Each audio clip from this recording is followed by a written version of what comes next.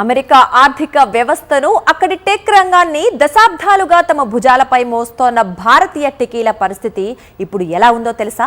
నాడు శ్రమ దోపిడీ, నేడు వీసా వివక్ష అన్నట్లుగా మారింది. ఒకవైపు 15 నుంచి 18 ఏళ్లుగా అమెరికాలోనే ఉంటూ చట్టబద్ధంగా గ్రీన్ కార్డు కోసం వేచి చూస్తోన్న వేలాది మంది భారతీయులను పక్కన పెట్టేసి, మరోవైపు ట్రంప్ సర్కార్ రాజకీయ ప్రయోజనాల కోసం కొత్త శరణార్థులకు రెడ్ కార్పెట్ పరుస్తోంది.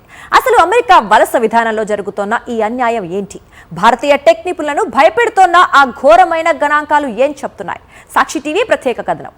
అమెరికా అభివృద్ధిలో అత్యంత కీలక భాగస్వాములు ఎవరు అంటే ఏ చిన్న పిల్లాడైనా చెప్పే పేరు భారతీయ సాంకేతిక నిపుణులు. కానీ నేడు అదే నిపుణులు అమెరికా గ్రీన్ కార్డు వ్యవస్థలోని పర్ కంట్రీ క్యాప్ పరిమితి అనే అన్యాయమైన చట్టం వల్ల దశాబ్దాలుగా బందీలుగా మిగిలిపోయారు.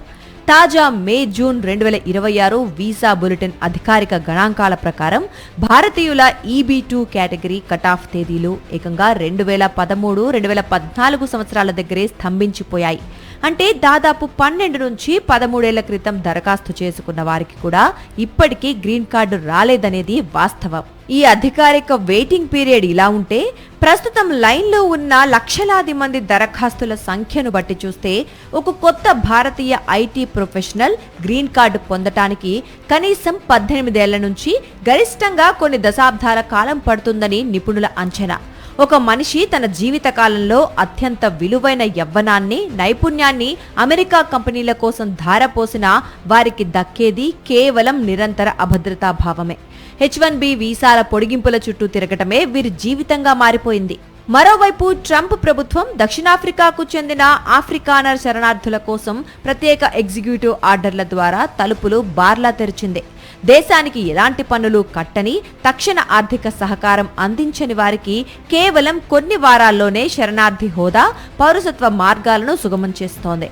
దశాబ్దాలుగా అమెరికాలోనే ఉంటూ బిలియన్ల కొద్దీ డాలర్ల పన్నులు కడుతూ స్థానిక చట్టాలను గౌరవిస్తోన్న భారతీయులను మాత్రం ఈ వ్యవస్థ పూర్తిగా విస్మరిస్తోంది. ఈ వివక్షపై ఇప్పటికే అమెరికా కాంగ్రెస్ లోనూ వివిధ వేదికలపైన తీవ్ర నిరసనలు వ్యక్తమవుతున్నాయి.